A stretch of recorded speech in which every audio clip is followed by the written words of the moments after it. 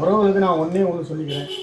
இது மாதிரியான உங்களுக்கு ஏதாவது உங்கள் வீட்லேயோ உங்கள் கூரையிலையோ உங்கள் பெட்டிலையோ தகர பெட்டிலையோ எங்கேயாவது இது மாதிரி ஆவணங்கள் கிடந்தா அதை வந்து குப்பையில் போட்டாமல் தீயை வச்சு கொளுத்திடாமல் இது மாதிரி உரிய நபர்கிட்ட கொண்டு போய் சேரணும். அது ரொம்ப முக்கியம்.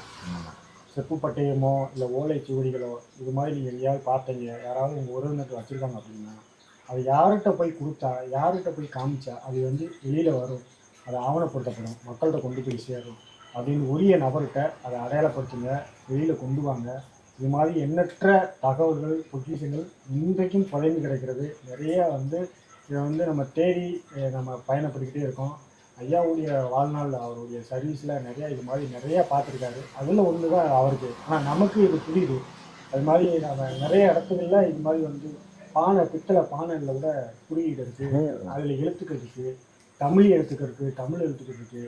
400 வருஷம் 300 வருஷமாக பழைய குறியீடு எழுத்துக்கள்லாம் நம்ம அதை மாதிரி பார்க்குறோம். அது மாதிரி உங்கள்கிட்ட இருந்துச்சுன்னா இந்த சமூகத்துக்கு அதை வந்து வெளியில் கொண்டு வாங்க. நிறைய சோஷியல் மீடியா இல்லை எல்லா கையிலும் மொபைல் எல்லாமே இருக்குது. அது மாதிரி வந்து அதை வந்து உடனே நீங்கள் எடுத்து அதை வெளியில் கொண்டு வரணும்.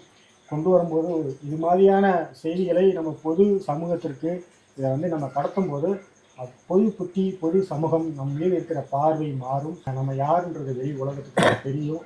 அப்போ நாம் அடுத்த ஒரு அடி முன்னோக்கி செல்வதற்கான அந்த பாய்ச்சலுக்கான ஒரு நகர்வுக்கான ஒரு அடிக்கோலாக இந்த ஓலைச்சுவடி நமக்கு கிடைச்சிருக்கு.